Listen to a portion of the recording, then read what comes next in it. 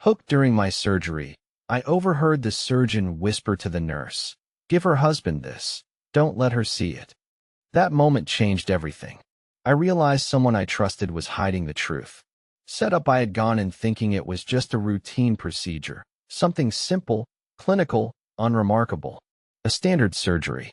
But the sterile white lights above me, the steady hum of machines, and the distant beeping of monitors set the stage for the most surreal day of my life.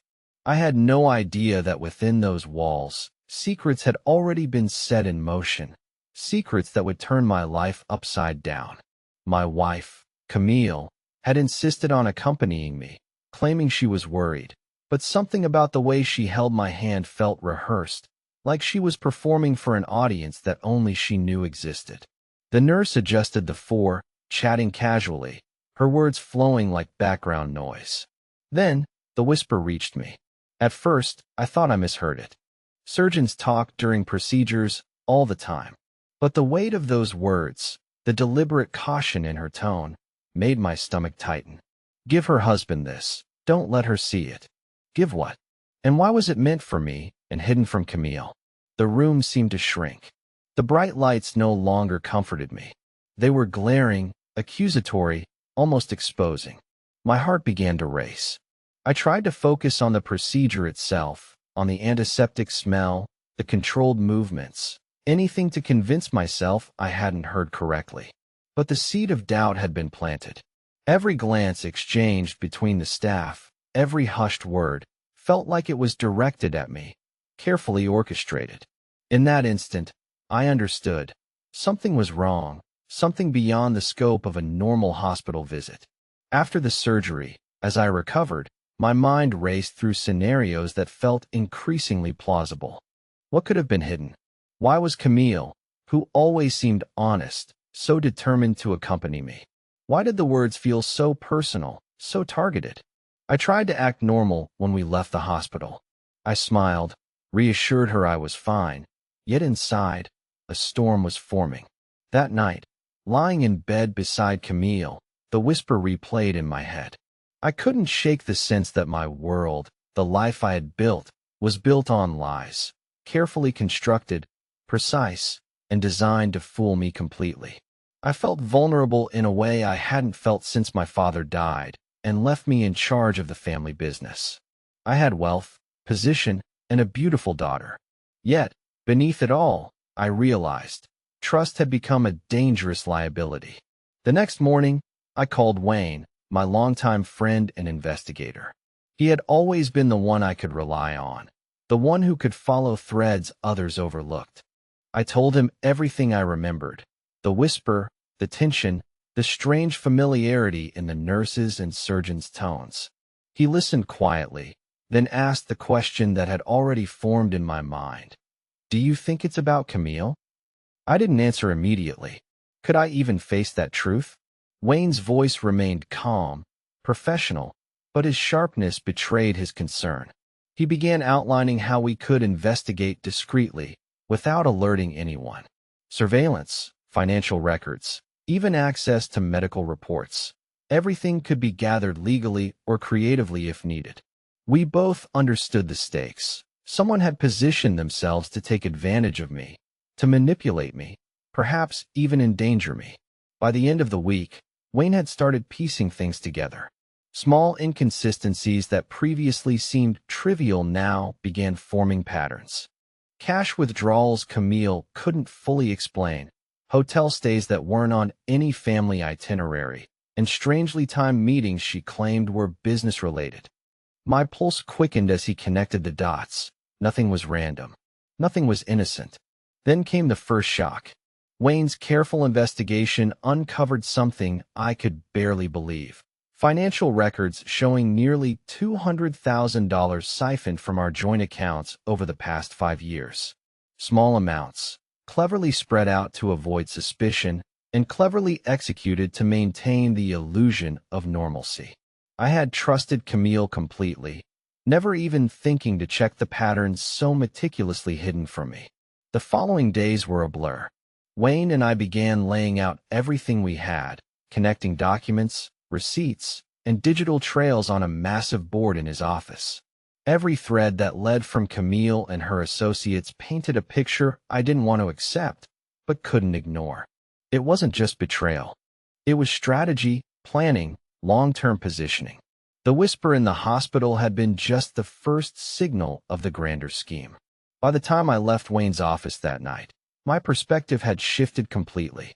The life I thought was secure, the marriage, the family, the trust, had been meticulously manipulated by people I believed I knew. My mind was buzzing, but I forced myself to focus on one thing: observation. Before making any move, I had to understand the full scope. Every lie, every deception, every secret had to be documented. Only then could I plan the response that would protect what mattered most. That's when I realized the cold truth. I wasn't just being deceived. I was being set up. And I had no choice but to fight back, not with emotion, but with intelligence, patience, and precision. Discovery Wayne had been relentless. Every document, every transaction, every message Camille had tried to hide was slowly coming into focus. What struck me most wasn't just the theft. It was the precision, the methodical planning behind it. Camille hadn't acted out of desperation or greed alone. She had been executing a long game, positioning herself and her allies to take everything from me if I faltered. Wayne spread out the medical records on the table, reports I had never seen, tests I never requested, my own blood work, consultations I hadn't remembered, and even imaging studies. What caught my eye immediately was the name of the doctor signing off on these reports: Victor Pugh, the same man Camille had introduced as a friend, a trusted professional in her life. I felt my stomach twist. Pugh had been monitoring my health quietly for years, under the guise of routine care, while Camille manipulated me behind the scenes. Then there was the condo, Riverside Towers. Evidence showed Camille had been entering the unit on a schedule, living a double life. I stared at the photos Wayne had captured. Camille laughing with Pugh, documents in hand, arrangements being made that I had unknowingly financed.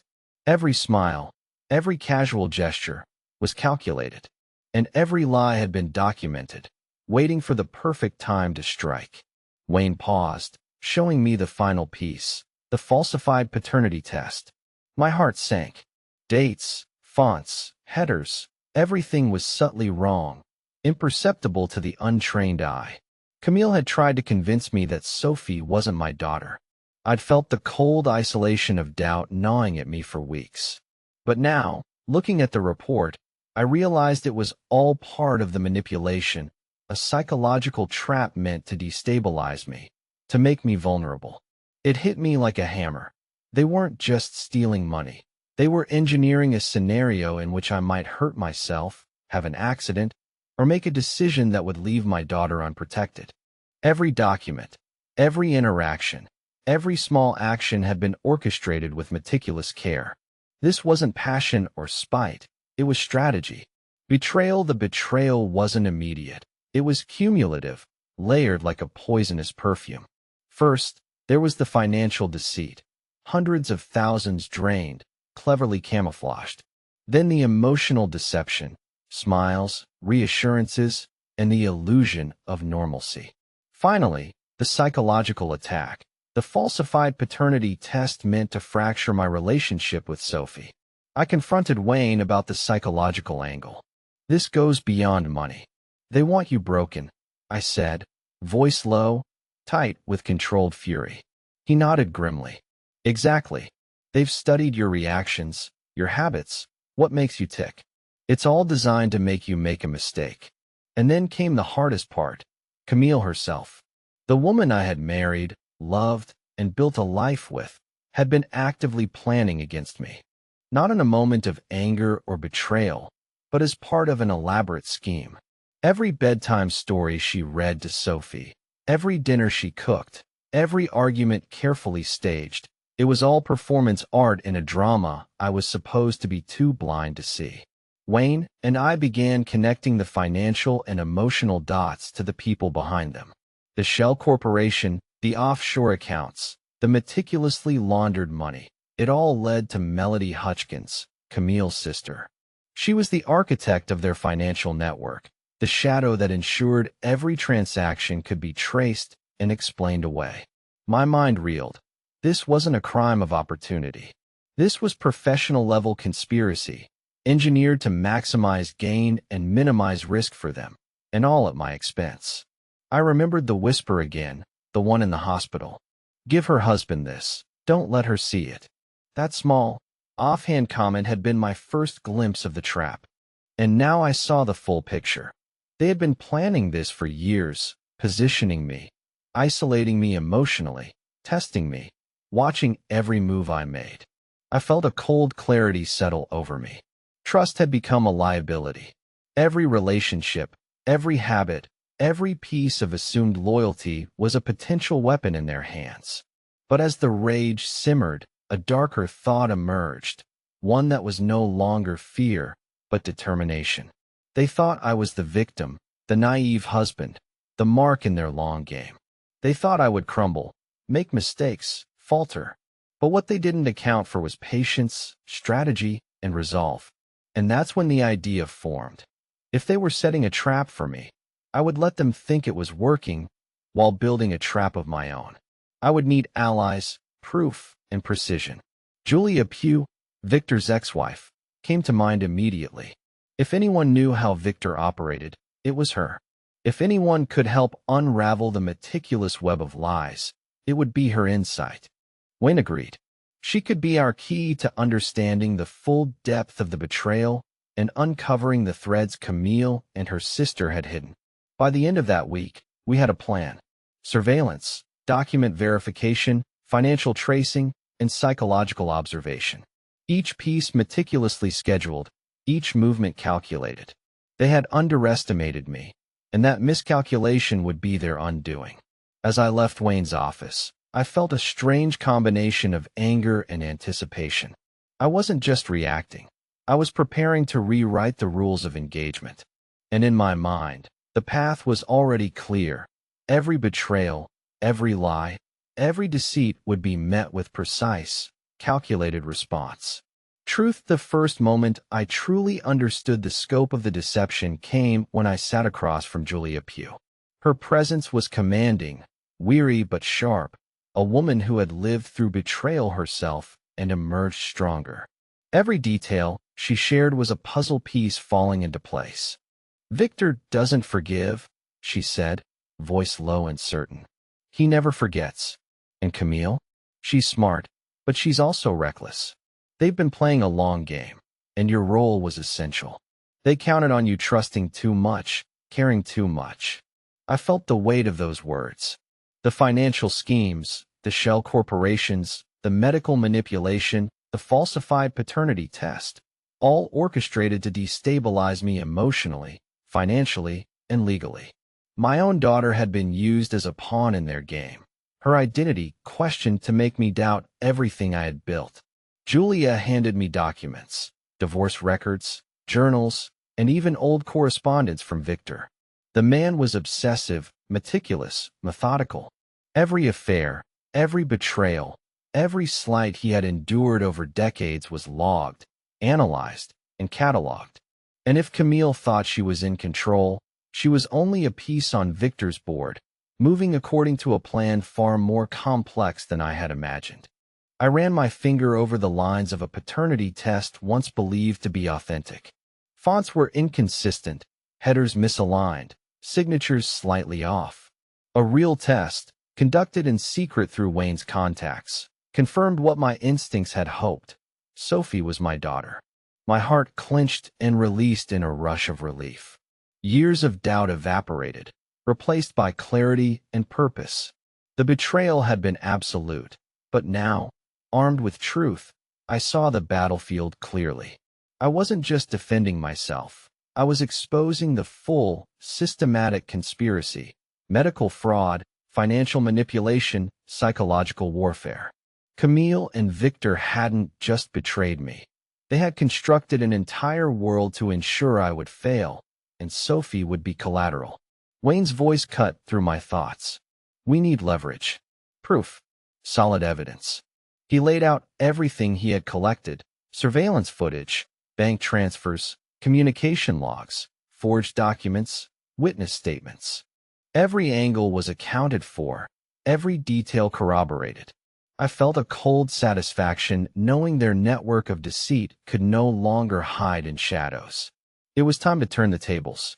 Every move they had anticipated, every scenario they had envisioned, was now an opportunity for me. Patience and preparation became my weapons.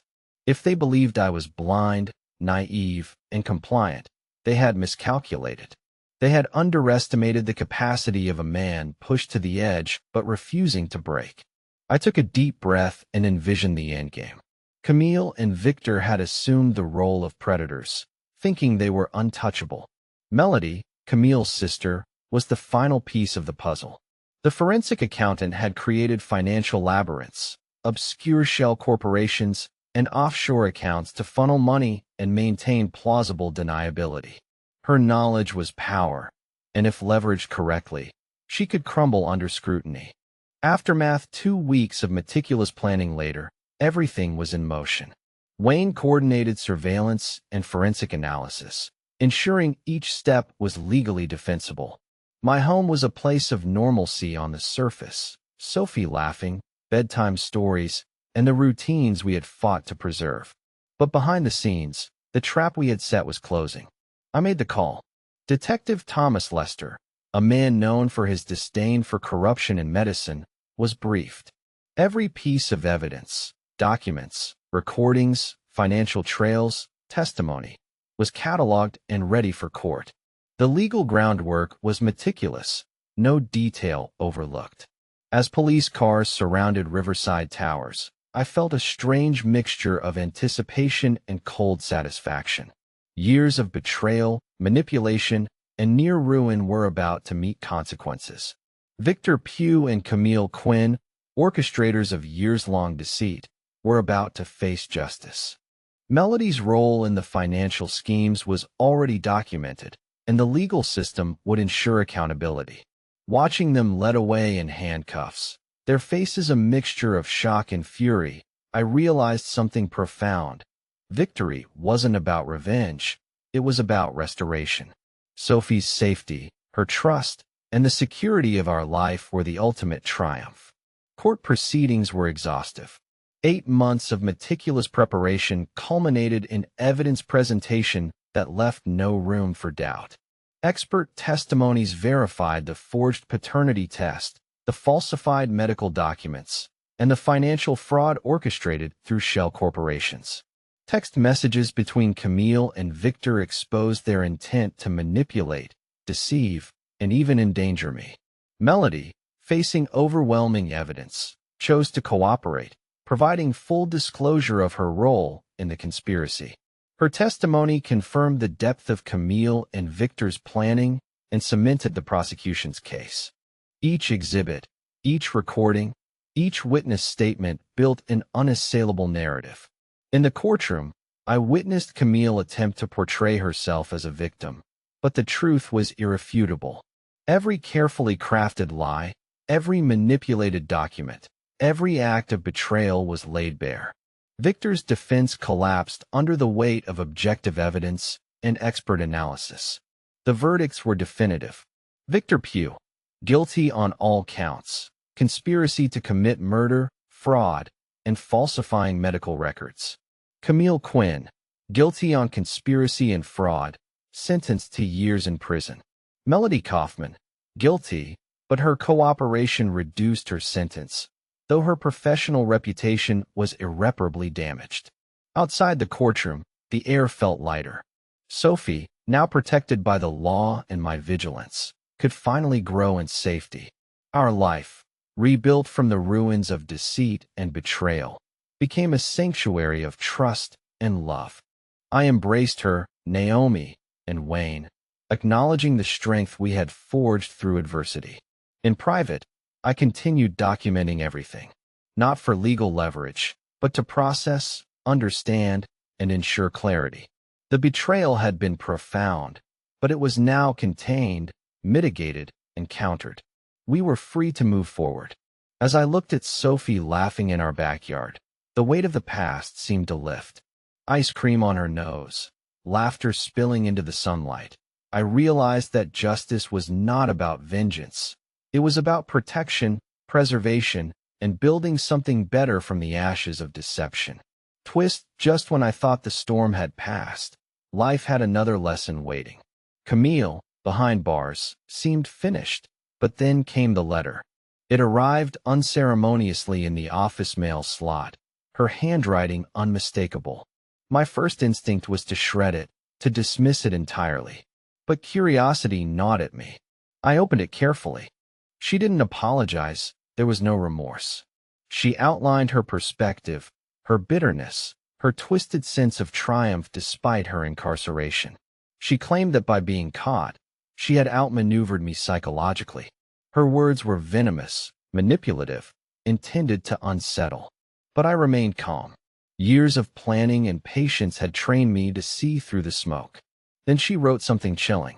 She had been in contact with someone from my business's past, someone I had trusted implicitly, someone she implied could have insider knowledge, someone who might try to interfere. My pulse quickened, not with fear, but with awareness. Camille's network wasn't fully dismantled. Wayne advised caution. "It's a psychological play," he said. "She wants you second-guessing yourself. Don't give her that satisfaction." And he was right.